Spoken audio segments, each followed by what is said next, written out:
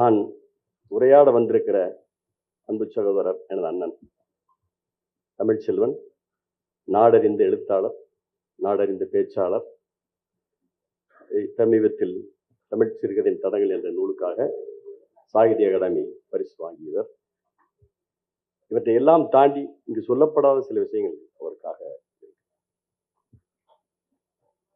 அவர் அறிவொளி இயக்கத்தில் மிக நீண்ட காலம் அடித்தட்டு மக்களோடு பயணம் செய்து அந்த தரவுகளை சேகரித்திருக்கிறார், அந்த மக்களோடு பயணித்திருக்கிறார்.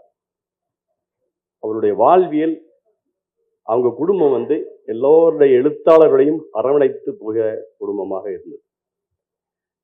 அந்த பகுதியில் அல்ல, தமிழ்நாடு முழுக்க எழுத துவங்குகிற அல்லது எழுத ஆர்வப்படுத்துகிற அனைவரையும் கைபிடித்து எழுத வைக்கிற அல்லது ஊக்கப்படுத்துகிற மிகச்சிறந்த வேலையை செய்திருக்கிறார். எனக்கு தெரிந்து கிட்டத்தட்ட நூற்றுக்கணக்கான நூல்களுக்கு முன்னுரை எழுதி கொடுத்த மிகப்பெரிய வேலையை செய்திருக்கிறார். இந்த வேலைகள் எல்லாம் சேர்த்துத்தான் அவரை இந்த தமிழ் சிறுகதையின் தடங்கள் எழுதுவதற்கு தூண்டியிருக்க வேண்டும் என்று நான் நினைக்கிறேன். அப்படித்தான் இருக்க வேண்டும். ஏன்னா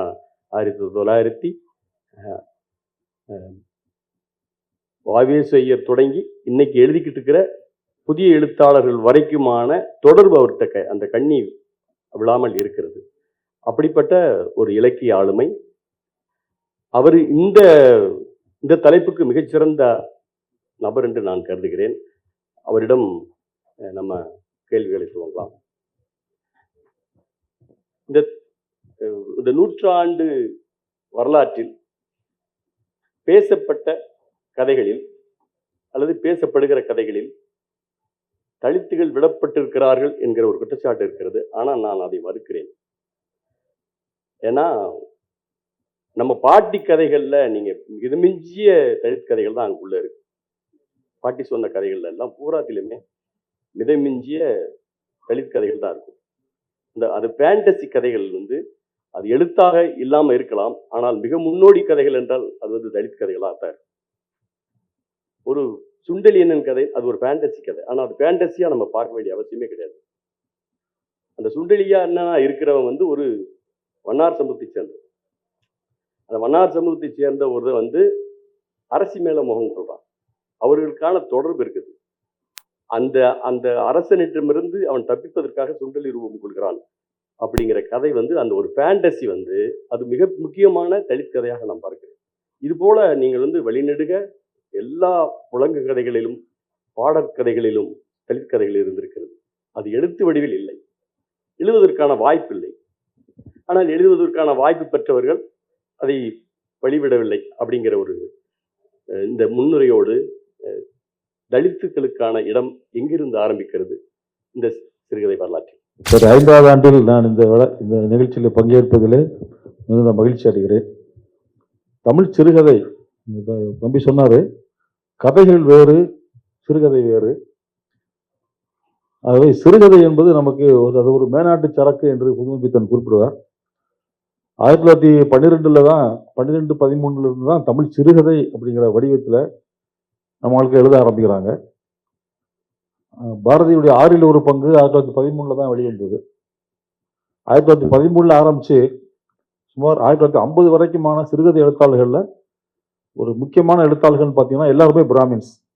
ஸோ 1913 இருந்து 50-60 வரைக்குமே முக்கியமான ஸ்டார்ஸ் தமிழ் சிறுகதைகள் யாருன்னு பார்த்தீங்கன்னா அவங்க பிராமின் சமூகத்தில் பிறந்தவர்கள் தான். முதல் அலை என்று சொல்லக்கூடியது தமிழ் சிறுகதையில் பாரதி, வ.வி. ஐயர், ரா. மாதவையா முனிவர் 1925 அவங்க இறந்துடுறாங்க. அதுக்கப்புறம் ஒரு பெரிய டீம் கும்பகோணம் ரைட்டர்ஸ் சொல்லக்கூடிய மௌனி, கூப்பர் ராஜகோபாலன், கரிச்சான் குஞ்சு, தி. ஜானகிராமன், வரிசையாக எடுத்தீங்கன்னா பிராமின் ரைட்டர்ஸ் தான். தெற்கு வந்தாலும் கூட ஜி. நாகராஜன், சுந்தர ராமசாமி, கிருஷ்ணன் நம்பி எல்லாருமே பிராமண சமூகத்தை சேர்ந்தவர்கள் தான். ஏன் இதை சொல்றேன்னா, அவர்கள் ஏன் தலித் வாழ்க்கையை எழுதவில்லை அப்படின்னு கொஸ்டின் கேட்டீங்கன்னா, அவங்க மட்டும் இல்லை, 60-50களுக்கு பிறகு எழுத வந்த பிசி, எம்பிசி வகுப்புகளிலிருந்து வந்த சிறுகதை எழுத்தாளர்கள் கூட தலித் வாழ்க்கையை எழுதவில்லை. ஏன் எழுதவில்லைன்னு கேட்டால் எல்லாரும் சொல்லக்கூடிய ஒரு பதில் எங்களுக்கு தெரியாத வாழ்க்கையை நாங்கள் எப்படி எழுதுறது சார் அப்படின்னு ஒரு அதை ஒரு நியாயம் போல அதை சொல்லுகிறார்கள். அப்படி சொல்வது நியாயம்தானு நம்ம கேள்வி கேட்க வேண்டியிருக்கு. ஏன்னா தெரியாதுன்னு எப்படி சார் சொல்றீங்க? கூட தானே இருக்கீங்க இல்லையா? எப்படி தெரியாதுன்னு சொல்றீங்க? அப்படின்னா தெரியாதுன்னு சொன்னாங்கன்னா நம்ம கேட்க வேண்டிய கேள்வி ஏன் தெரியாது, ஏன் தெரியவில்லைன்னு கேட்கணும். நம்ம அது ரொம்ப முக்கியமானது. நான் வந்து இந்த என்னுடைய புத்தகம் வந்து இப்போ அகாடமி விருது கொடுத்துருக்காங்கல்ல, அந்த புத்தகத்தில் ராஜநாராயணனை பற்றி 60 பக்கம் எழுதியிருக்கேன். ராஜநாராயணனோட நாங்கள் ரொம்ப நெருக்கமான உறவு கொண்டவர்கள். அவர் தான் கரிசல் எழுத்தாளர் அப்படிங்கிற கரிசல் எழுத்தாளர்கள் அப்படிங்கிற ஒரு அடைமொழியை எங்களுக்கு அவர் தான் கொடுத்தாரு. எங்களுக்கே தெரியாது, நாங்கெல்லாம் கரிசல் எழுத்தாளர் அவர் தான் சொன்னார். அப்படியே அப்படியே போயிட்டு இல்லை, நான் பிறந்ததுலேருந்து ஒரு இடதுசாரி எழுத்தாளர் தான் நான் நினச்சிக்கிட்டு இருந்தேன். அவர் வந்து கரிசல் அப்படிங்கிற ஒரு சாம்ராஜ்யத்தையே உருவாக்கி அவரே முடிச்சு விட்டு கொண்டார். எங்களை எல்லாம் பிரஜைகளாக ஆக்கி விட்டார். சரி, பெருசு சொல்லிடுச்சுன்னு நாங்களும் போயிட்டு இருக்கோம். இடைச்செவல் கிராமத்துக்கு அவர் வாழ்ந்த கிராமம் இடைச்செவல் கிராமம். அந்த கிராமத்துக்கு நாங்கள் 100 இடம் போயிருக்கோம். அவரை போய் உட்காந்து மணிக்கணக்காக பேசிக்கிட்டு இருப்போம். அவரோட பேசிக்கிட்டு இருக்கிறது மாதிரி பெரிய இன்பமான ஒரு விஷயம் உலகத்திலே கிடையாது. அப்படி போய் பேசிக்கிட்டு இருப்போம். ரோட்டை விட்டு இறங்கி இடைச்செவலுக்கு நடந்து உள்ள போனோம். லெப்ட்ல வந்து காலனி இருக்கு, தலித் மக்கள் வாழக்கூடிய காலனி இருக்கு. உள்ள வந்து ஊர் இருக்கு இல்லையா? ஒரு ஊர்லன்னு எல்லாம் இப்ப சொல்லக்கூடாது, அந்த காலத்துல சொல்றதுதான். ஒரு ஊர்லன்னு சொன்னா அந்த ஊர்ல சரி சேர்ந்திருக்காங்கிற கொஸ்டின் பண்ணுவோம், கேட்க வேண்டிய ஒரு இடத்துல நம்ம இருக்கோம். ஸோ அந்த ஊருக்குள்ள அவர் இருக்காரு. எங்க காலனி இங்க இருக்கு. போகும்போது இப்படித்தான் போகணும், வரும்போதும் காலனி கிராஸ் பண்ணி தான் வரணும். இப்படி எத்தனை லட்சம் தடவை போயிருப்பாரு. 300 கதை எழுதியிருக்காருல்ல. எத்தனை கதையில தலித் வாழ்க்கை இருக்கு பார்த்தீங்கன்னா 3 கதையில இருக்கு. 3 கிடையின ஒரு நாவல், குறுநாவல்ல ஒரு தலித் கேரக்டர் வருது. அப்புறம் கன்னிமைன்னு அவருடைய புகழ்பெற்ற கதையில ஒரு 2 பேராகிராஃப், வேலை முடிந்து பருத்தி எடுத்து விட்டு வேலை முடிந்து வீடு திரும்புகிற தலித் பெண்கள் விளையாடி கொண்டு தண்ணி அடிச்சுட்டு முட்டுற மாதிரி விளையாடிக்கிட்டே போறாங்கிற ஒரு அருமையான காட்சி எழுதிப்பார். அதுல தலித் மக்கள் வராங்க. அவ்வளவுதான். 2-3 கதையில தான் தலித் மக்கள் வராங்க. ஊர் வாசல்லே இன்னைக்கு வாழ்ந்துகிட்டு இருக்காங்க. இவங்க தான் அவங்க தோட்டங்கள்ல போய் வேலை செய்யறாங்க. ஆனாலும் எழுதல. ஸோ நீங்க வந்து நான் தெரியாத நான் எப்படி எழுதுறது அப்படிங்கிற கேள்வியை வந்து நம்ம ரிஜெக்ட் பண்ணணும். அது தப்பு தான். ஐயா, நீங்க ஒத்துக்க முதல்ல நான் எழுதல, தப்பு தான், இனிமே எழுதுறேன் அப்படித்தான் நீங்க சொல்லணும். ஆகவே 2வது, தலித் வாழ்க்கையை எழுதுவதுங்கிறது ஒன்று, தலித் கேரக்டரை கதைக்குள்ள கொண்டு வருவது ஒன்று. தலித் கேரக்டர்ஸ் வந்திருக்காங்க. நீங்க ஆரம்பிக்கும் போது பாரதி தானே ஆரம்பிக்கிறான். தமிழ் சிறுகதை முதல் முன்னோடிகள் 3 பேர், பாரதி, வாவிசையர், மாதவையா. வாவிசையர் வந்து தலித் வாழ்க்கையில ஒன்று எழுதல. ஒரு கதை தான் அவருக்காக தேரும், குலத்தங்கிற அரசம்பரம் மட்டும்தான். மற்றதெல்லாம் வந்து ரொம்ப பழைய கதைகள் தான், கர்நாடக கதைகளாக தான் இருக்கும். அதை படிக்க முடியாது. மாதவையாவும் பாரதியும் சின்சியர் அட்டன் பண்ணியிருக்காங்க. இந்த கேஸ்ட் இஷ்யூவை சிறுகதை துவங்கும் போதே கேஸ்ட் இஷ்யூ அட்ரஸ் பண்ணி தான் துவங்கி இருக்கு. பாரதியுடைய 6ல் 1 பங்கு கதைக்கு அவர் ஒரு சிறிய முன்னுரை எழுதியிருக்காரு. இன்னைக்கு படிச்சா கூட நமக்கு உடலாம் நடக்குது. அதாவது அவர் எழுதுறாரு, பாரதி என்ன சொல்றாரு, இந்த கதையை யாருக்கு சமர்ப்பணம் செய்கிறேன் சொன்னா, நமக்கெல்லாம் உழுது பயிர் விளைவித்து உண்ண கொடுக்கின்ற வைசியர்களாகிய பல்லர் பறையர் சமூகத்து மக்களுக்கு கதையை சமர்ப்பிக்கிறேன்னு சொல்றான். பாரதியின் மீது இன்னைக்கு பல பேர் பல விதமான விமர்சனங்களை வைக்கிறாங்க. ஆனால் அவன் வந்து அந்த சிறுகதையிலேயே 1913 அதை எழுதியிருக்கான் பாரதி. 6ல் 1 பங்கு கதையை அதுக்கு முன்னாடி ஒரு சூசிகை மாதிரி எழுதுறாரு. அது இன்னொரு முக்கியமான பாலிடிக்ஸ், பண்பாட்டு அரசியலை பாரதி தூக்கி வைக்கிறான். என்ன, பல்லர் பறையர்களை வைசியர் என்று சொல்கிறான். இன்றைக்கு வரைக்கும் வந்து இந்த சாதிய சமூகம் வந்து பல்லர் பறையர்களை பஞ்சமரம் தான் வச்சிருக்கு, சூத்து வைக்கல. ஆனா பாரதி வந்து அவர்களை வைசியர்னு சொல்றான் 13ல். அது எவ்வளவு முக்கியமான ஒரு கல்ச்சுரல் பாலிடிக்ஸ் வைக்கிறாங்கிறது நம்ம பார்க்கணும். ஸோ தமிழ் சிறுகதை பிறக்கும் போதே தலித் ஆதரவு குரலோடு தான் பிறந்ததுங்கிறத நம்ம வந்து அக்செப்ட் பண்ண இல்லை. அது நம்ம டோட்டலாக ரிஜெக்ட் பண்ண அவசியம் இல்லை. அவர்கள் பிராமணர்களாக இருந்தாலும் கூட பிராமண சமூகத்திற்கு புறையோடி போய் சாதிய உணர்வுகளை தோலுரித்து காட்டக்கூடிய கதைகளைத்தான் மாதவையா எழுதினார், பாரதி எழுதினார்ங்கிறத நம்ம அக்செப்ட் பண்ணணும் முதல்ல. ஏன்னா இதை நம்ம அக்செப்ட் பண்றது ரொம்ப முக்கியமானது. ராஜகோதமன் அவர்கள் மாதையாவுடைய படைப்புகளை மிக விரிவாக ஆய்வு செய்திருக்கிறார். அவர் சொல்ற அவன் அம்மாளி அவனை விட்டக்கூடாதுன்னு சொல்றாரு. புதுமைப்பித்தனையும் அப்படிதான் சொல்றாரு. புதுமைப்பித்தனுடைய கதைகளில் காணக்கூடிய தலித்தினுடைய கலக குரல் போல இருக்கிறது. அப்ப அவன் நம்மளுன்னு நம்ம நினைக்கணும். அவர் வந்து சைவ பிள்ளைமாரா பிறந்துட்டு சைவ பிள்ளைமாரா நாசகார கும்பல்னு கதை எழுதுறாரு. எல்லாம் அன்னைக்கு தெரியும். அது முக்கியமான ஒரு விஷயம். நாசகார கும்பல் கதையில தான் முதலாக ஒரு தலித்தினுடைய ஒடுக்கப்பட்ட ஒரு சாதியை பிறந்த ஒருவருடைய எதிர்ப்பு குரல் அழுத்தமாக பதிவாயிருக்கு நாசகார கும்பல் கதையில. புதிய நந்தன் அப்படிங்கிற பாரதியாருடைய கதை மிக பிரமாதமான கதை. அந்த கதை நடக்கிற இடமே ஆதனூர். ஆதனூர் என்பது நம்முடைய நந்தன் பிறந்த ஊர். நந்தன் பிறந்த ஊர் நடக்கக்கூடிய ஒரு கதை. ஒரு தலித்து, அவர் தலித்தினுடைய அவர் பண்ணையில விழா வாங்குறாரு. ஐயர் பண்ணையார் அடிச்சு போடுறாரு. அடிச்சு போட்டு அந்த பறையருடைய கண் பார்வை போய் அவருடைய மகன் ஒரு பையன் இருக்கான், மகள் ஒருத்தி இருக்கா. மகனை வந்து ஒரு கிறிஸ்தவ பாதிரியார் வந்து நான் படிக்க வச்சு அவனை பெரிய ஆளாக்குறேன்னு கூப்பிட்டு போயிடுறாரு. இன்னும் அந்த 30களில் எழுதுறான் புத்தன். 30களில் கிறிஸ்டியானிட்டி உள்ள வருது. தலித் மக்களுக்கான கல்வியில துவக்க புள்ளிகள்ல கிறிஸ்டியானிட்டிக்கு ஒரு முக்கியமான ரோல் இருக்குங்கிறது நமக்கு எல்லாம் தெரியும். கூட்டு போறாரு. அவர் வீட்டில் வச்சு படிக்க வைக்கிறாரு. இந்த பண்ணருக்கு ஒரு பையன் இருக்கான், அவன் சென்னையில் போய் படிக்க போறான். அவன் அங்க போய் காந்தியவாதியாக மாறி சத்தியாகிரகத்துக்கு போய்கிட்டு இருக்கான். இந்த தலித்தோட பையனை கிறிஸ்டிய பாதிரியார் அவனை படிக்க வைக்கிறாரு. அந்த பாதிரியாருக்கு ஒரு பொண்ணு இருக்கா. அவர் வீட்டுல இருந்து படிக்கும்போது அவங்க 2 ஒரு லவ் உருவாயிருது.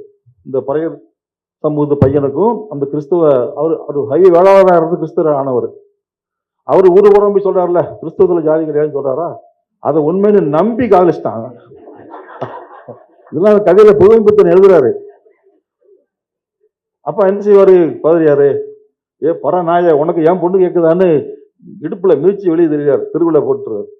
அவன் அப்படி தெருவில் காதல் தோல்வி அடைஞ்சு பைத்தியமாகி அலைஞ்சு அப்படியே ஈவர பெரியாருடைய இயக்கத்தை போய் சேர்ந்துடுறான். ஒரு சிறுகதைக்குள்ள இம்பிட்டு மேட்டரா வச்சிருக்காரு புதுமைப்பித்தன். அவன் போய் அவங்க சேர்ந்தா தோழர் நரசிங்கம்னு பேரை மாத்திடுறாரு. அப்புறம் ஊருக்குள்ள வந்து பிறந்த ஊருக்கு வராரு. சத்தியாகிரகி ஆகி மாதிரி பண்ணையாருடைய பையனும் ஊருக்கு வரான். ஏன்னா காந்தி ஊருக்கு வராரு, கதைக்குள்ள காந்தியும் வராரு. காந்தியை வந்து ட்ரெயின்ல வராரு. அவரை எங்க ஊருக்கு வந்து 5 நிமிஷம் நீங்க பேசணும்னு இவர் நரசிங்க இந்த பண்ணையாருடைய மகன் கேட்டதுனால வராரு. பண்ணையாருக்கு என்ன, ஐயர் பண்ணையாருக்கு என்னன்னா, பையன் இப்படி வந்து காந்தி கூட போயிட்டானே, காந்தி 1ஆம் நம்பர் சனாதன விரோதியாச்சே, நாம வந்து சனாதனத்தினுடைய இதை குறைக்கிறதுக்கு தான் இந்த காந்தி பாடுபட்டு இருக்கான். அவனை நம்ம ஊர்ல வச்சு அவனை மடக்கி கேள்வி கேட்டோம்னா பையன் முன்னாடி காந்தியை தோக்கடிச்சிட்டா பையன் நம்ம கூட வந்துடுவான்லன்னு இவரு ஒரு ஆசையோடு காத்திருக்காரு. எல்லாரும் காந்திக்காக காத்திருக்காங்க. ரயில் வருது. இந்த கண் கூடா போன அந்த பறையர் அவர் நடந்து போறாரு. அந்த ட்ரெயின் எதுக்கு வருது தெரியாம போயிட்டு இருக்காரு. அப்போ வந்து இந்த நரசிங்கம் தோழர் ஆயிட்ட அவருடைய மகனும் இந்த ஐயர் வீட்டு பையன், அந்த ஐயர் வீட்டு பையன் இடையில அந்த பறையர் சமூகக்காரருடைய மகளை வந்து பாலியல் உறவு கொண்டு பிரச்சனை ஆயிருது. அதுல வந்து கல்யாணம் பண்ணி வச்சிருக்கேன், நான் கல்யாணம் பண்ணி கேட்கிறாரு.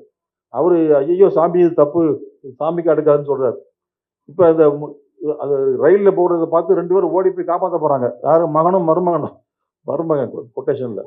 அப்ப போறாங்க, ட்ரெயின் வந்து அடிச்சிருது. 3 பேரும் அடிபட்டு செத்துறாங்க. கதை அப்படித்தான் முடிக்கிறாரு. அடிபட்டு செத்தாச்சுன்னா 3 பேருடைய ரத்தமும் ஒன்றாய் கலந்தது அப்படி எழுதுறாரு. அதோட முடிக்கல புதுமைப்பித்தன். ஒன்றாய்த்தான் இருந்தது, ஒன்றாய் கலந்தது, ஒன்றாய்த்தான் இருந்தது அப்படின்னு எழுதுறாரு. 4 இருந்தா அதுக்கு 100 வரி போட்டு ஒன்றாய்த்தானே இருக்கும் அப்படின்னு இருக்கான். அது நம்ம இப்ப இருக்கிற ரைட்டர்ஸுக்கு தான் இந்த கான்சியஸ் எல்லாம் வந்திருக்கு. ஸோ அன்னைக்கு அந்த கான்சியஸ் எல்லாம் வராத காலத்திலேயே சிறுகதையில இப்படிதான் எழுதியிருக்காங்க. இப்போ புதுமைப்பித்தன் எழுதியிருக்காரு. ஆனா இந்த கும்பகோணம் ரைட்டர்ஸ் இருக்காங்க பாருங்க, எனக்கு அவங்க மேல ரொம்ப நாளா காண்டு இருக்கு.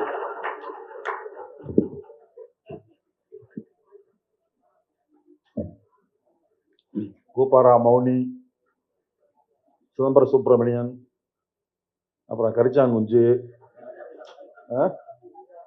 எம் வெங்கட்ராமன் ஐயர் கிடையாது, இப்போ சௌராஷ்டிரா. இல்லை எல்லாம் பார்க்க வேண்டியிருக்கு. என்னன்னா அப்படியெல்லாம் பார்க்காம ரொம்ப பரமா இருந்தெல்லாம் நம்ம இந்த இலக்கிய உலகத்தெல்லாம் புரிஞ்சுக்க முடியாது. ஒவ்வொருத்தருடைய கருத்தும் எப்படி எங்கிருந்து வருது அப்படிங்கிறதுக்கான ஒரு விஷயம் இருக்கு இல்லையா. அப்ப இவங்களுக்கு மேல என்ன கோபம்னா, எல்லாமே காவிரி கரையில தான் வாழ்றாங்க. இந்த கும்பகோணம் ரைட்டர்ஸ் தான் தமிழ் சிறுகதையோட மிகப்பெரிய மன்னர்கள். கூப்பராவும் மௌனியும் வந்து தமிழ் சிறுகதையின் திருமூலர் மௌனி. ஒத்த கதை வந்து சாதாரண மக்களை பத்தி எழுதுறவர், பூரா சாவை பத்தி எழுதியிருக்காரு.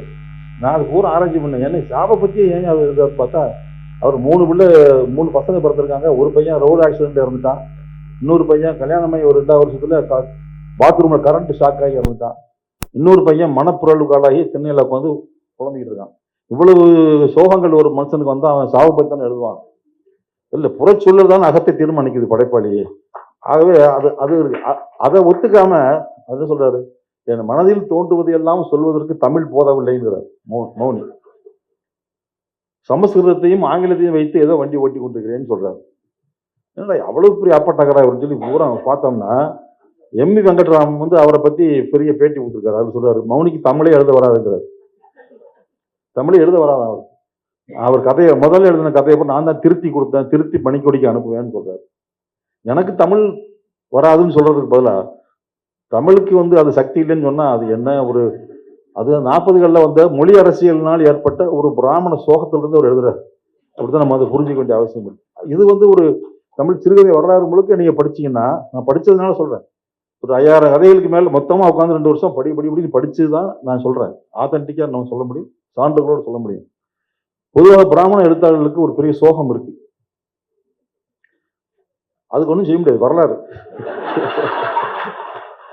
ஏன்னா அசோகமித்திரன் பேட்டி கொடுக்குறாரு, நாங்கெல்லாம் பாவப்பட்டவங்க, பாதிக்கப்பட்டவங்கன்னு பேட்டி கொடுக்குறாரு. சுந்தர ராமசாமி பேதைன்னு ஒரு கதையை எழுதுறாரு. அதுல வரக்கூடிய பிராமண இளைஞன் வந்து ஊனமுற்றவனா வருவார், கம்பெனிட்டு வருவார். அது சிம்பாலிக்கா சொல்றாரு, நாங்கெல்லாம் ஊனமுற்றவர்கள் ஆக்கிட்டீங்க இந்த சமூகம் அப்படின்னு சொல்றாரு. கரிச்சான் குஞ்சு நேரடியாகவே சொல்றாரு, நாங்கெல்லாம் இந்த சமூகத்துக்கு ஒன்றும் செய்யலையா, நல்ல சகுனம் தானான்னு கரிச்சான் குஞ்சு கதை இருக்கு, போய் படிச்சு பாருங்க. பக்கா பாலிடிக்ஸ். அவங்கெல்லாம் எழுதுனா பாலிடிக்ஸ், அதெல்லாம் இலக்கியமா. நாங்க எழுதணும்னா இடதுசாரிகள் பிரச்சாரம் பண்ணணும், தலித்துகள் பிரச்சாரம் பண்றான், திராவிட இயக்கத்தார் கதை எழுதுனா அது பிரச்சாரம் சொல்றாங்க. அப்பட்டமான பிரச்சாரம் கரிச்சான் குஞ்சினுடைய அது நல்ல சகுனம் தானாங்கிறது. இது 75-25 இருந்தது 60-40ன்னு மாத்துறாங்க. அப்ப கூட நாங்க கோச்சிக்கிட்டோமா அப்படின்னு கதையில எழுதுறாரு. அது என்ன 75-25 தெரியுமா? பண்ணையாருக்கு 75%, குத்தகை விவசாயிக்கு 25%. உழுது பயிரிடுறவன் குத்தகை விவசாயி, அவன் 20% எடுத்துக்கணும் விளைச்சல்ல. 70% வந்து பண்ணையாருக்கு கொடுத்துடணுங்கிறது ஏற்கனவே இருந்த நடைமுறை. அது செங்கோடி இயக்கம் போராடி குத்தகை விவசாயிகள் பாதுகாப்பு சட்டம் 1952 வருது. அதுல 60-40 தான் அது மாறுது. 60% கொடுத்தா போதும் வருது. அது பண்ணையாருக்கு பாதிப்பு தானே இல்லையா? இந்த பாதிப்புக்காக மனம் வருந்தி மணிக்கொடியில தலையங்கம்னு எழுதுறாங்க. அதுதான் நம்ம தமிழ் சிறுகதைக்கு மிகப்பெரிய முன்னோடியான இதழ் மணிக்கொடி. எல்லாம் பாத்துக்கங்க. இதெல்லாம் இருக்கு. இதுக்கு நடுவில் வந்து பாத்தீங்கன்னா, இந்த கும்பகோணம் ரைட்டர்ஸ்ல ஒரே ஒரு எழுத்தாளர் கூப்பா ராஜகோபாலன் ஒருத்தர் வந்து பண்ணை செங்கான்னு ஒரு கதை இருக்காரு. அந்த கதையில பண்ணை செங்கான்கிறவன் யாருன்னா அம்பர் பறச்செங்கான், அவர் பறையர் சமூகத்துக்கு அடிமை பயில்கிற கதை. 2 கதையில வந்து அவர் பறையர் சமூகத்து கதாபாத்திரங்களை கொண்டு வர்றாரு. கும்பகோணம் ரைட்டர்ஸ் யாருமே இந்த டச்சே பண்ணாத கூப்பாரா டச் பண்ணியிருக்காரு. அவருக்கு ஒரு ரெட் சல்யூட் வந்து நம்ம கொடுக்கணும். ஏன்னு சொல்றேன்னா, எல்லா கதையும் படிச்சாதான் அது தெரியுது. கூப்பாரான்னா அவர் ஆண் பெண் உறவை பற்றி எழுதியவர், பெண் மனதை அவ்வளவு நுட்பமாக எழுதியவர், இப்படியே ஒரு கதையை ஓடிட்டாங்க. பூரா கதையும் படிச்சாலும் தெரியும் அவர் பண்ணைச்சங்கான் கதையை அவர் எழுதியிருக்காருங்கிறத நம்ம அக்செப்ட் பண்ணணும். நமக்கு வந்து வந்திருக்கிற கதையை சிறுகதைகள்ல தலித் வாழ்க்கையை சொல்லாமல் விட்டுக்கலாம், தலித் கேரக்டரே சொல்லாமல் கூட விட்டுக்கலாம். சாதிக்கு எதிராக எழுதியிருந்தாங்கன்னா நம்ம கூட சேர்த்துக்க வேண்டியதான். ஏன்னா நாம வைக்கிற எல்லைக்கு எல்லாரும் வந்துருவாங்கன்னு எதிர்பார்க்க முடியாது இல்லையா? இப்போ நம்ம போற பாதையில எவ்வளவு தூரத்துக்கு வருவாங்களோ அவ்வளவு தூரத்துக்கு கூப்பிட்டு வேண்டியதான். அவங்க சில பேர் பாதி வரைக்கும் வருவாங்க போயிடுவாங்க, கொஞ்சம் தூரம் வருவாங்க போயிடுவாங்க, சில பேர் நம்ம பக்கம் திரும்புவாங்க அப்படி நின்றுவாங்க. இப்படி பல டைப்ல இருக்காங்க. ஸோ அது எல்லாத்தையும் ஒருங்கிணைத்து கொண்டு போக வேண்டியதான். All in unity against Dalit oppression அப்படிங்கிற ஒரு ஸ்டாண்ட் பாயிண்ட்டுக்கு நம்ம இருந்து தான் இந்த தமிழ் சிறுகதை வரலாற்றை பார்க்க வேண்டிய அவசியம் இருக்குங்கிறத நான் சொல்ல விரும்புகிறேன்.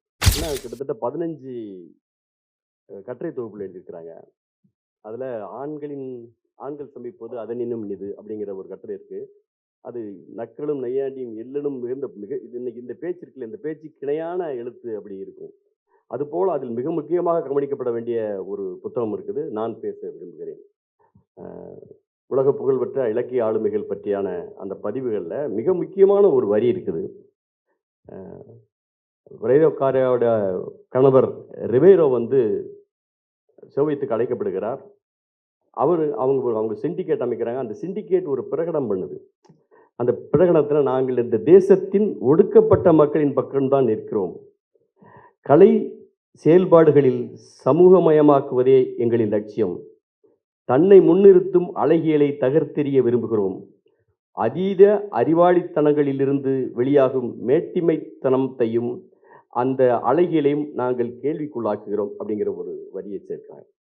இது மிக முக்கியமான வரின்னு நான் நினைக்கிறேன். ஏன்னா அண்ணன் பேசின விஷயங்கள்லேருந்து ஒரு விஷயம் சொல்ல வேண்டியிருக்குது. தலித் கதைகள் அல்லது பிரச்சார கதைகள் அல்லது இடதுசாரி கதைகள்லாம் பிரச்சார கதைகள் இருக்குது, அதில் அழகியல் இல்லைன்னு ஒரு பெரிய குற்றச்சாட்டு இருக்குது. அதனால தான் இது நிற்குது அது நிற்கலைங்கிற மாதிரியான ஒரு வாதம் இருக்குது. ஆனால் இவர் அதை முற்றிலும் ஒற்றை வரியில் நிராகரிக்க இருக்கிறார். நாங்கள் எங்கள் மக்களுடைய வாழ்க்கையோடு நாங்கள் இரண்டரை கலந்திருக்கிறோம். நாங்கள் அழகியல்ங்கிறது நாங்கள் இடது காலால் நாங்கள் எட்டி மிதிக்கிறோம் என்று சொல்கிறார் ரிவேரோ. அப்படி பார்த்தா 40களிலே எழுத துவங்கிய தமிழ் மொழி பேசப்படவில்லை. எப்படி அயோத்திதாசர் 2000 ஆண்டுகளுக்கு பிறகுதான் இந்த புற உலகத்திற்கு வெளிச்சம் போட்டு காட்டப்படாரோ, அதே மாதிரி இன்னமும் இந்த தமிழ் கதைகளுக்கு பெருங்குடை அளித்த தமிழ் மொழி பேசப்படவில்லை.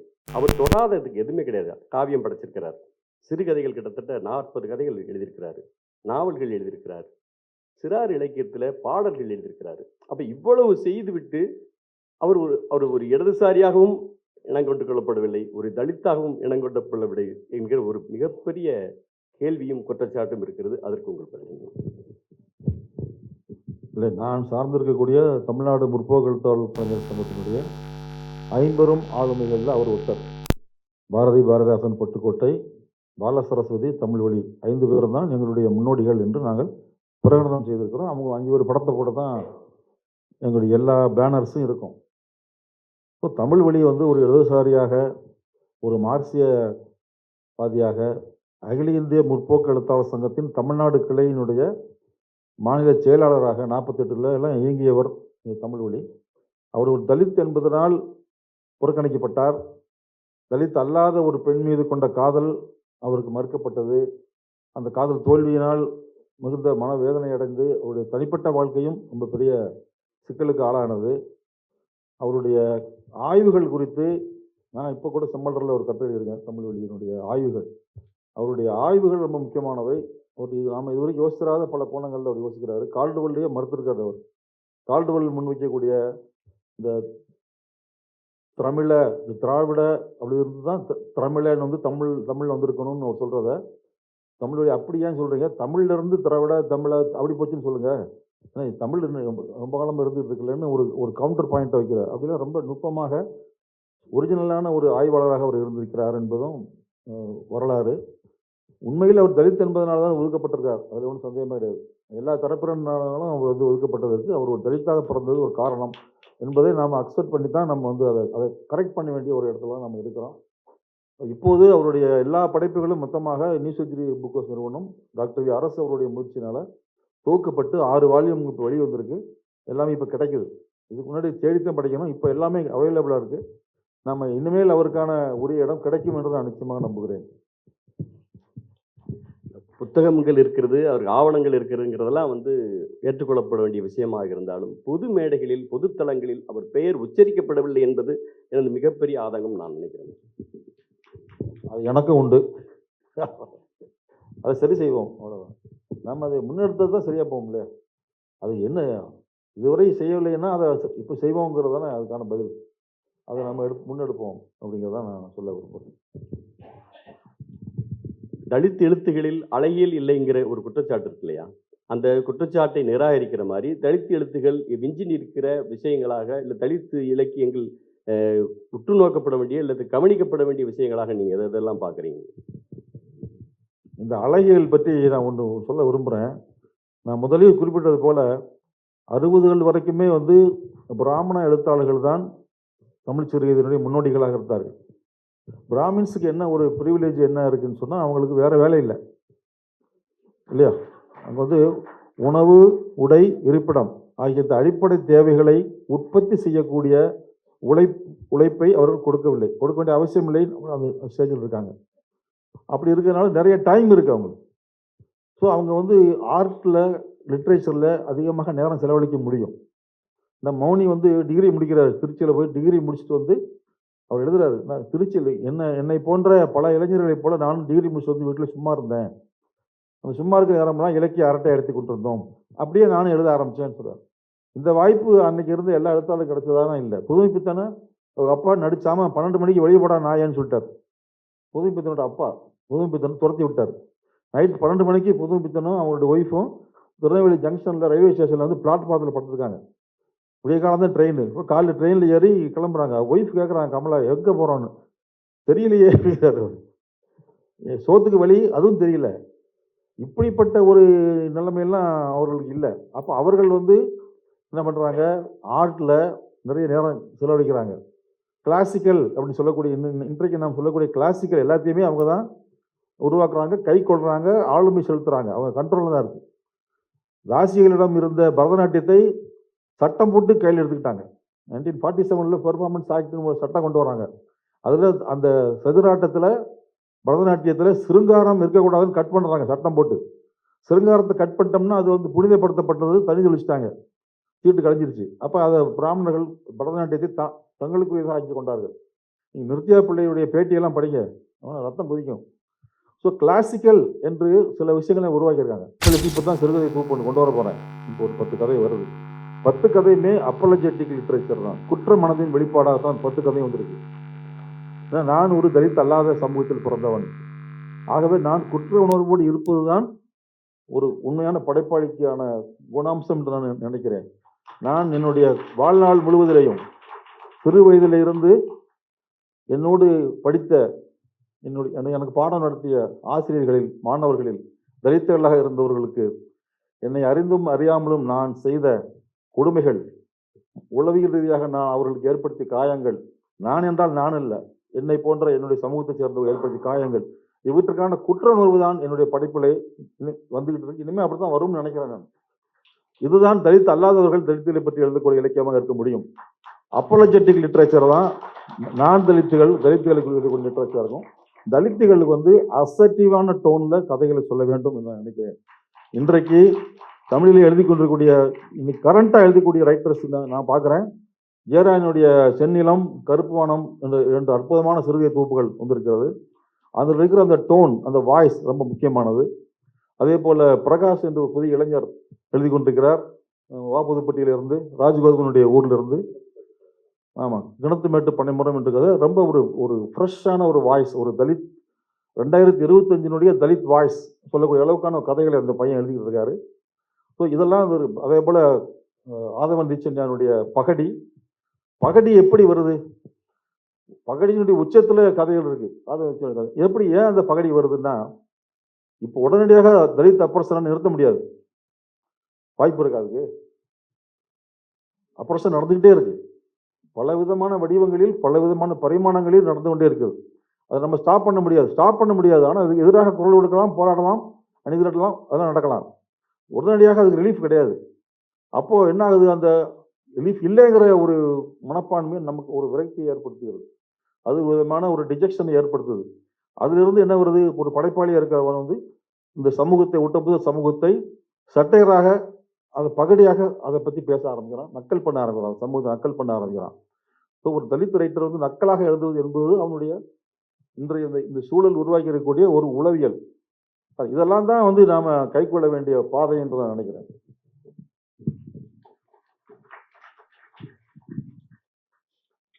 இந்த தமிழ் சிறுகதை தடங்கள்ல கிட்டத்தட்ட 52 பகுதிகள் இருக்குது. அந்த 52 பகுதிகள்லையும் தலித் வாழ்வியலை எந்தெந்த கதைகள் எல்லாம் சொல்லுது அப்படின்னு அண்ணன் ஒரு பெரிய லிஸ்ட் போட்டுக்கிறாரு. அது ஏன் கவனிக்கப்படணும்னு சொல்லியிருக்கிறாரு.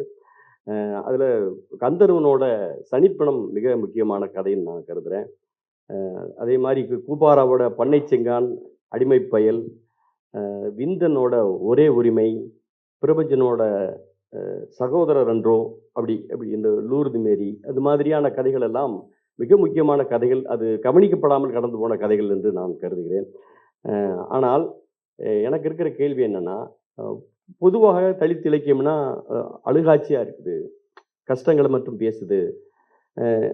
அந்த மக்கள் இருக்கிற அந்த ஜோவியலான அவங்களுடைய கொண்டாட்டமான மனநிலை, அவங்க இந்த கஷ்டங்களை நகர்த்துவதற்காக அவங்க அவர்கள் கைக்கொள்கிற பகடிகளையும் அல்லது அந்த சந்தோஷமான விளையாட்டுகளையும் இந்த மாதிரியான விஷயங்களையும் போதிய அளவு பேசப்பட்டிருக்கிறதா, பேசணுமா? நான் எனக்கு தெரிந்து இங்க இருக்கிற தம்பி பாரத்தமிழோட டாபி சிறுகதை தொகுப்பு மிக முக்கியமான தொகுப்புன்னு நான் நினைக்கிறேன்.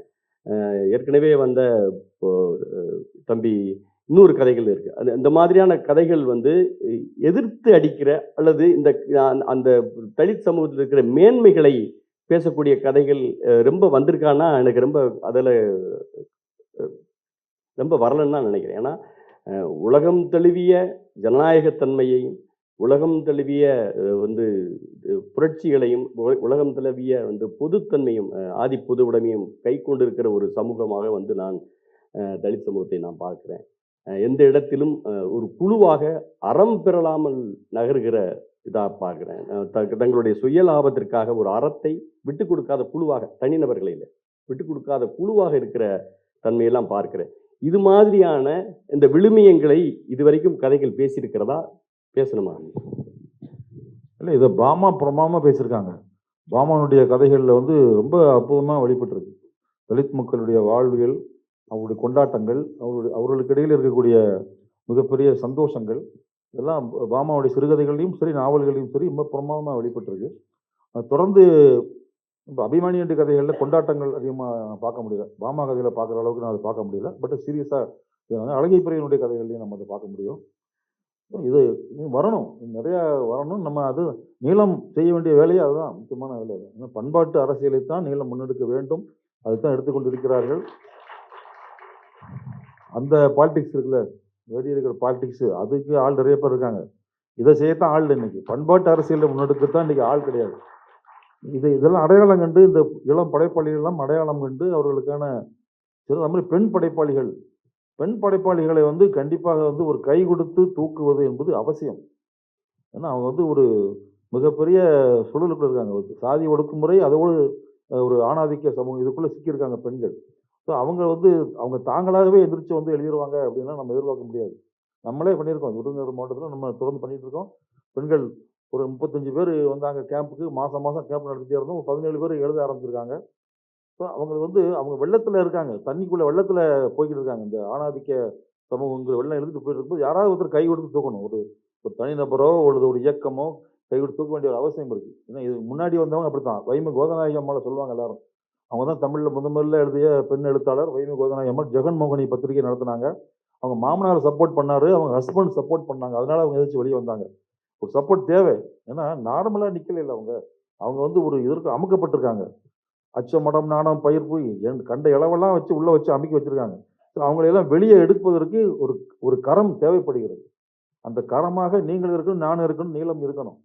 அது தேவை இருக்கு. அதே போல நாம இளம் தலித் எழுத்தாளர்கள் வந்தாங்கன்னா அவர்களுக்கும் நாம இந்த மாதிரியான கேம்ப்ஸ் எல்லாம் நடத்தி அது ஒரு நீண்ட கால தொடர்ச்சியான ஒரு கனவுகளோடு இயக்கமாக நாம செய்ய வேண்டிய ஒரு அவசியம் இருக்கு. அங்கதான் அமைப்புகள், இயக்கங்கள் தேவைப்படுது. அது செஞ்சோம்னா இன்னும் நிறைய தலித் கல்ச்சரினுடைய கொண்டாட்டங்கள் இதெல்லாம் வெளியே வரும். அது தலித் கல்ச்சர் அப்படிங்கிறது ஒரு சிங்கிள் கிடையாது. அது நமக்கு தெரியும். அதுவே வெரைட்டியா இருக்கு. எதுவுமே சிங்கிள் கிடையாது இந்தியாவில். Diversity to the core. எங்க எடுத்தாலும் அது டைவர்சிட்டி தான் இருக்கு. நீ கரிசல் இலக்கியம் பேசுறாங்க, கரிசல் வட்டாரம் எல்லா இடத்துலையும் ஒரே மாதிரியா இருக்கு. கரிசல் வட்டாரம் சங்கரகோயில் பக்கம் வேற மாதிரி இருக்கு, கோயில்பட்டி வேற மாதிரி இருக்கு, ஜெயபிரகாசம் ஏரியா அது சுத்தம் வேறையா இருக்கு. ஸோ ரொம்ப டைவர்ஸான ஒரு கண்ட்ரியில் நம்ம வாழ்ந்துகிட்டு இருக்கிறோம். ஸோ தலித் லிட்ரேச்சரும் ஒரு சிங்கிள் டோனாக ஒரு சிங்கிள் அடையாளத்தோடு மட்டும் இருக்க முடியாது. அதுவும் டைவர்ஸாக தான் இருக்க முடியும். அதையும் நம்ம அக்செப்ட் பண்ணக்கூடிய ஒரு திறந்த மனதோடு நம்ம அதை அப்ரோச் பண்ணணும். நம்ம கலாச்சாரத்தில் ஆண்கள் சமையல் செய்கிறதுங்கிறது மிகப்பெரிய கொடூரமான விஷயம். நான் சின்ன குழந்தையிலாம் பார்த்துருக்குறேன். யாராச்சும் ஆண்கள் கிராமங்களில் சமையல் பண்ணாங்கன்னா அவனை பொண்டுக செட்டிமாங்க. கேள்விப்பட்டீங்களா? பொண்டுக செட்டிமாங்க. அவர் கிட்டத்தட்ட ஒரு திருநங்கைக்கான பேராக அதை மாற்றுவாங்க. வீட்டு வேலை செய்தாலோ இல்லை சமையல் செய்தாலோ ஆண்களை பொண்டுக செட்டி சொல்லுவாங்க. ஆனால் அப்படி சொல்லுவாங்க. ஆனால் அதையெல்லாம் பண்பாட்டு ரீதியாக மடைமாற்றுகிற மிக முக்கியமான வேலையை அண்ணன் செஞ்சுருக்கிறார். நீங்கள் எப்போ வீட்டுக்கு போனாலும், அண்ணன் வீட்டுக்கு போனாலும் அண்ணி உட்காந்துருப்பாங்க, அவர் தான் சமையல் பண்ணுவார். அவர் சமையல் பண்ணுவார். சமையல் பண்ணுகிறதுனால இல்லை, அந்த சமையல் பண்ணுகிற வேலையை அந்த உலகம் முழுதும் விஸ்தரிக்க வேண்டும் என்று அவருடைய எழுத்திலும் பேச்சிலும் எல்லா இடத்துலையும் வந்து பேசிக்கிட்டே இருப்பார். எல்லா இடத்துலையும் நீங்கள் எந்த பேச்சு எடுத்தாலும் அந்த சமையல் ஆண்கள் சமையல் செய்ய வேண்டிய நிர்பந்தத்தை, கட்டாயத்தை வந்து வலியுறுத்தாமல்லாம் இருக்கிறதே கிடையாது. அது அது அப்படி செய்யும்போது இன்னொரு வாசல் திறந்துரும். நான் போயிட்டு அளவில் பார்த்தீங்கன்னா, நீங்கள் பாமா, சிவகாமி, இன்னைக்கு அண்ணன் ஜெயராணியை சொல்கிறாங்க. ரொம்ப ரொம்ப லிஸ்ட்டு ரொம்ப கம்மியாக இருக்குது. அப்போ பெண் எழுத்தாளர்கள், அதிலும் பெண் தலித் எழுத்தாளர்கள் எமர்ஜ் ஆகி வர வேண்டிய அவசியம் இருக்கிறது. எனக்கு சமீபத்தில் 3 பேருடைய எழுத்துக்களை நான் படித்தேன். பிரிம்யா கிராஸ்வின், அப்புறம் ரம்யா அருண்ராயன், அமுதா ஆர்த்தின்னு 3 பெண் எழுத்தாளர்கள். 3 பேரும் கடல் புறத்து பரதவ அந்த அந்த வாழ்வையை புது டோனில் ரொம்ப எரோட்டிக்காகவும் இல்லாமல், ரொம்ப சப்டிலாகவும் இல்லாமல், ஒரு புது டோனில் சொல்கிற முக்கியமான எழுத்தாளர்கள். அவங்கள நீங்கள் வாசிக்கணும்னு நான் கேட்டுக்கிறேன். அதே மாதிரியான ஒரு எழுச்சியை ஒரு பெண்கள் சார்ந்து, தலித் பெண்கள் சார்ந்து ஒரு எழுச்சியை உருவாக்குவதற்கான சாத்தியம் இருக்கிறதா? நீங்கள் என்ன நினைக்கிறீங்க? ஒரு விஷயத்த முதல்ல சொல்கிறேன். ஏன் ஆண்கள் சமைக்கணும் அப்படின்னு சொன்னால், இந்த உலகத்தில் எத்தனையோ ஜீவராசிகள் இருக்கு. எல்லா ஜீவராசிகளுமே தனக்கான உணவை தானே தான் தேடிக்கொள்கிறது, தானே தான் தயாரிக்கிறது. மரம், செடி, கொடிகள் கூட தனக்கான உணவை ஒளிச்சேர்க்கையின் மூலமாக தானே தான் தயாரிக்குது. பறவைகள் தானே தான் தேடுது, எல்லாம் தேடுது. தன்னுடைய சோத்துக்காக இன்னொருத்தரை சார்ந்து இருக்கக்கூடிய ஒரே உயிரினம் மனித உயிரினம் இல்லை, ஆம்பளை. இது இயற்கைக்கு விரோதமானது. இயற்கைக்கு விரோதம், எந்த நீதியும் கிடையாது. அப்ப இது இப்ப ஒரு பொம்பளை ஆள் பொங்கி ஆம்பளை சாப்பிட்றான்னா அது அவமான சோறு. அது அவமானம்ங்கிறது தெரியாமலே தின்னுக்கிட்டு இருக்காங்கிறது அதை விட அவமானமா இருக்கு. இதை கேவலத்தை எங்கே போய் சொல்றது? நான் இந்த கேவலத்தை சின்ன வயசுலேயே ஃபீல் பண்ணிட்டேன். அதனால நான் வந்து 11th படிக்கும்போது நான் இப்போ சமைச்சிக்கிட்டு இருக்கேன். இப்போ வரைக்கும் நான் கிட்டத்தட்ட 45 வருஷமா நான் வந்து சட்டி பானையை கழுவிக்கிட்டு சமைச்சிக்கிட்டு இருக்கிறேன். அதை கௌரவமாக நான் வெளியே சொல்ல தயாராக இருக்கேன். அது சொல்லணும். ஏன்னா இப்போ நான் சமைக்கிறேன்னு சொன்னால் எங்கள் சங்கத்தில் இருக்கிறவங்க எல்லாம் சமைக்க ஆரம்பிச்சிட்டாங்க, ஆண்கள். அப்படியே பரவும். இப்போ நான் சொல்றதை விட மு க ஸ்டாலின் சொன்னார்னா திமுக கொஞ்சம் பேர் சமைப்பான் இல்லையா? நான் சமைக்கிறேன்னு சொல்லி பெரிய எம்ஜிஆர் சொல்லியிருந்தாருன்னா நிறைய பேர் சமைச்சிருப்பாங்க. இப்போ திருமாவளவன் நான் தோழர் சொன்னார்னா அங்கிட்டு ஒரு செட்டு சமைக்க ஆரம்பிப்பாங்க. இப்படி ஆண் தலைவர்கள் எல்லாருமே வீட்டில் சமைக்கிற மாதிரி, அம்மி அரைக்கிற மாதிரி போட்டோ எடுத்து போடுங்க. எல்லா தலைவர்களுமே மைக் பிடிச்ச மாதிரியே போட்டோ போட்டுக்கிட்டு இருந்தீங்கன்னா என்ன மாற்றம் வரும்? கரண்டி பிடிச்ச மாதிரி ஒரு போட்டோ போடுங்க, இல்லை ஒரு சட்டியை கிண்டுற மாதிரி ஒரு போட்டோ போடுங்க. சமூகத்தில் மாற்றம்ங்கிறது எப்படி தான் வரும்? ஆம்பளை அடுப்படிகளை போகாம பொம்பளை எப்படி அந்த பொது வழிக்கு கூட்டு வருவேன்? பிராக்டிக்கலா யோசிக்கணும் நம்ம வந்து. ஏன்னா எப்படித்தான் வெளியே வருவாங்க? இல்லை, என் ஒய்ஃப் வந்து என்னை விட அதிகம் படிச்சவங்க, என்னோட அதிக சம்பளம் வாங்கினாங்க. இப்போ என்னை விட அதிக பென்ஷன் வாங்கிட்டு இருக்காங்க. ஆனா அவங்களுக்குன்னு எங்க வீட்டுல தனியா ஒரு ரீடிங் ரூம் கிடையாது. எனக்கு இருக்கு. நான் ரைட்டர் இல்லையா, அதனால எனக்கு ஒரு ரூம் இருக்கு. என்னை சுற்றி புஸ்தகம் இருக்கு. அதை நான் செல்ஃபி எடுத்து போடுவேன். எல்லாரும் ஃபேஸ்புக்கில் ஆன்லாம் போடுவாங்க, அதெல்லாம் இருக்கு. ஆனால் அதெல்லாம் என் ஒய்ஃபுக்கு இல்லை. ஏன் இல்லை? என்னோட அதிகம் படித்தவங்க. ஆனால் அவங்களுக்கு ஏன் ஒரு ரீடிங் ரூம் இல்லை?